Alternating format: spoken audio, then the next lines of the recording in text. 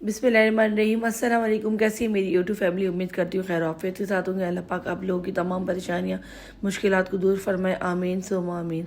आज मेरा दिल कर रहा है मैं आप लोगों के साथ अपना एक बहुत पुराना ख्वाब शेयर करूं। बहुत पुराना, मतलब मेरी शादी से पहले की बात है, और मैं लोगों के सामने इसलिए शेयर नहीं करती क्योंकि बाद लोग जो है वो इसको यकीन करते हैं, बाद लोग नहीं करते।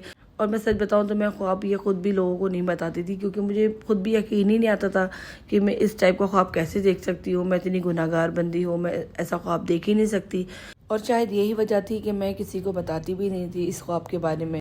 मैं बताती हूँ मैंने क्या ख्वाब देखा था। मैं ना एक दफ़ा बहुत परेशान थी और मैं ईशा की नमाज़ पढ़ी, दुरूद शरीफ पढ़ा, और दुरूद शरीफ पढ़ते पढ़ते रोते रोते मैं सो गई।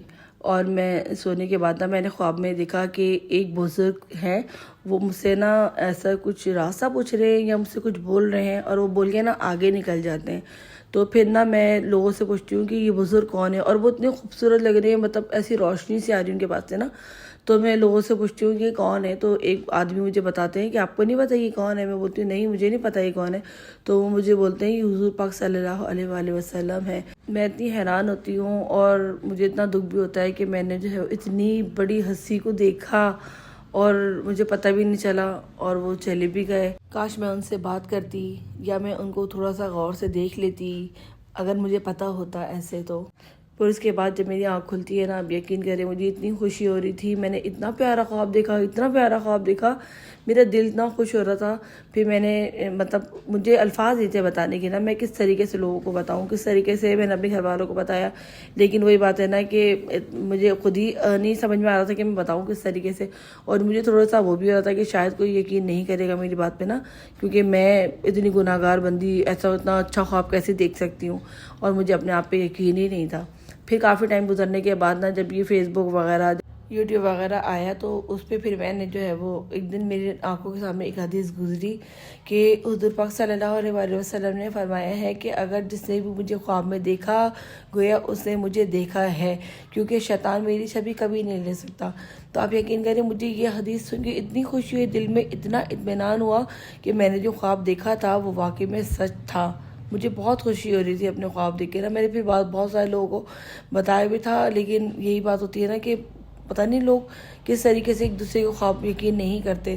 खैर बहरहाल मैंने जो देखा था वो मैंने आपको बताया। और सच बताऊं तो मैं आपको, मुझे खुद यकीन ही नहीं आ रहा, अपने ऊपर यकीन नहीं आता था कि मैं ऐसा इतना प्यारा ख्वाब कैसे देख सकती हूँ। और मैं सोचती थी, अब मैं सोचती हूँ कि काश मैं जो है वो, मतलब मुझे जब वो मुझसे बात कर रहे थे तो मैं काश पहले ही पूछ लेती, या मैं उनसे कोई और सवाल कर लेती। मुझे क्या पता था, उन्होंने मुझसे सिर्फ इशारे में पूछा, मतलब इशारे में, मैंने उनकी आवाज़ नहीं सुनी और ना मैंने उनकी सही तरीके से शक्ल नहीं देखी। लेकिन मैंने जो उनको पीछे से देखा था ना, मैं आपको बता नहीं सकती कि जो उन्होंने सफ़ेद कलर का कोई लिबास पहना हुआ था, वो इतना रोशनी वाला था, इतना कोई खूबसूरत था कि वो ना मुझे कुछ समझ में नहीं आता। और जैसे जैसे ना एक वो धुआं सा आ जाता है ना, इस टाइप का कोई धुआं सा आ गया और वो बादलों की तरह गायब हो गए।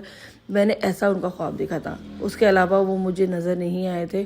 फिर मेरी आँख खुल गई थी। लेकिन मैं सोचती हूँ कि इतना भी देख लिया ना, बहुत बड़ी बात है, बहुत बड़ी बात है। मेरे जैसे बंदे के लिए इतना भी देखना बहुत बड़ी बात है कि मैंने उनको से पीछे से देखा। ये मेरे खुश नसीबी है बहुत बड़ी कि मुझे ये इतना बड़ा एजाज़ मिला। मैं जितनी गुनाहगार हूँ, मैं ये सोच भी नहीं सकती कि मेरे ख्वाब में हुजूर पाक सल्लल्लाहु अलैहि वसल्लम आएंगे। सुभान अल्लाह। मुझे इतनी खुशी होती है ना, आज भी मैं इतने सालों के बाद भी आपको ये ख्वाब सुना रही हूँ ना, मेरा दिल इतना खुश होता है।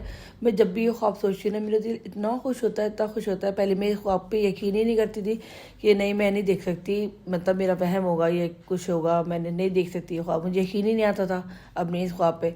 लेकिन फिर मैंने हदीस पढ़ी, फिर मुझे दिल को इतना इत्मीनान मिला, मुझे इतनी खुशी हुई कि मैंने वाकई में देखा है हुजूर पाक सल्लल्लाहु अलैहि वसल्लम को। पीछे से ही देखा तो मुझे ना ये ख्वाब बताते हुए डर लगता है कि कहीं कोई इस ख्वाब को झूठा ना कह दे। मुझे इस अल्फाज की वजह से ना डर के मारे में किसी को भी नहीं बताती। और साथ में मैंने ये भी हदीस पढ़ी है कि अल्लाह और उसके रसूल के मुतालिक कोई भी अपने पास से हदीस बनाना या झूठा ख्वाब बताना, कोई भी मन गढ़ंत कहानी बनाना, अल्लाह ताला की ऐसे बंदे पे लानत है, अल्लाह ताला ऐसे बंदे पे लानत भेजता है। ہم مسلمان ہیں، ہم جب نماز پڑھتے ہیں اور درود ابراہیمی نہیں پڑھتے تو ہماری جو ہے وہ نماز بھی قبول نہیں ہوتی. اس لیے درود ابراہیمی لازمی نماز میں پڑھنا چاہیے. اور ویسے بھی کثرت سے اٹھتے بیٹھتے چلتے پھرتے درود ابراہیمی جتنا آپ پڑھیں گے نا، آپ کی مشکلیں اتنی ہی کم ہوتی چلی جائیں گی، آپ کی پریشانیاں ختم ہو جائیں گی. درود ابراہیمی ایک بہت ہی بابرکت درود پاک ہے، اور احادیث کے مطابق نبی کریم صلی اللہ علیہ وآلہ وسلم پر درود بھیجنا گناہوں کی مغفرت اور درجات کی بلندی کا سبب بھی بنتا ہے. اور جو شخص نبی کریم صلی اللہ علیہ وآلہ وسلم پر درود پڑھتا ہے تو فرشتے بھی اس کے لیے دعا کرتے ہیں. اور آپ ہر نماز میں اگر اول آخر درود پاک پڑھیں گے تو وہ دعا آپ کی عرش پہ ڈائریکٹ جاتی ہے.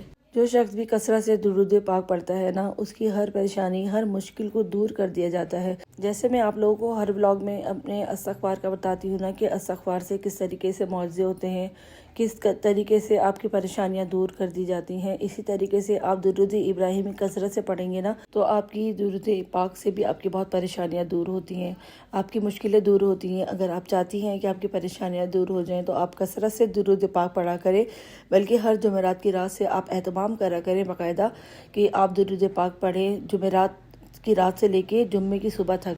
ہماری امی نے ہم لوگوں کو شروع سے بچپن سے ایک عادت ڈالی ہے کہ جمعرات کی رات ہوتی تھی تو ہم لوگ جو ہے وہ پاک صاف ہو کے اور نماز پڑھ کے اور درود پاک پڑھتے تھے، اور جمعے تک ہم پڑھتے تھے. اور آج تک ہماری عادت یہی بنی ہوئی ہے کہ چاہے کچھ بھی ہو جائے ہمیں درود پاک لازمی پڑھنا ہے. درود پاک نہ دراصل نبی کریم صلی اللہ علیہ وآلہ وسلم پر اللہ تعالیٰ کی رحمت، سلامتی اور برکت کی دعا ہے. جب ہم درود پڑھتے ہیں تو ہم اللہ سے یہ درخواست کرتے ہیں کہ وہ اپنے محبوب صلی اللہ علیہ وآلہ وسلم پر خاص رحمت نازل فرمائیں، اور آپ صلی اللہ علیہ وآلہ وسلم کے درجات بلند فرمائیں، اور ہمیں آپ صلی اللہ علیہ وآلہ وسلم کی محبت اور قرب عطا فرمائیں.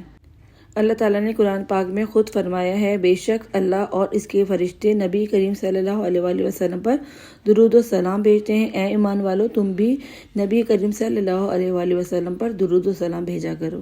یہ تو میں نے آپ لوگوں کو کچھ بھی نہیں بتایا. درود پاک کی فضیلتیں اتنی بے شمار اور عظیم ہیں کہ اگر انسان ان کو لکھنے بیٹھے تو قلم کی سیاہی ختم ہو جائے گی، مگر نبی کریم صلی اللہ علیہ وآلہ وسلم پر بھیجی جانے والی رحمتوں کے فضائل ختم نہیں ہوں گے. درود پاک وہ عبادت ہے جس میں اللہ پاک خود بھی شامل ہیں، کیونکہ قرآن مجید میں فرمایا گیا ہے کہ اللہ اور اس کے فرشتے نبی کریم صلی اللہ علیہ وآلہ وسلم پر درود و سلام بھیجتے ہیں. آپ بھی درود شریف پڑھنے کی عادت ڈالیں. اور اگر آج کا میرا ولاگ اچھا لگا ہو تو پلیز میرے چینل کو لائک اینڈ سبسکرائب ضرور کر دیجیے گا. اپنا بہت سارا خیال رکھیے گا، مجھے اپنی دعاؤں میں یاد رکھیے گا، اور مجھے بہت سارا سپورٹ ضرور کیجیے گا. مجھے کامنٹس کر کے ضرور بتایا کریں.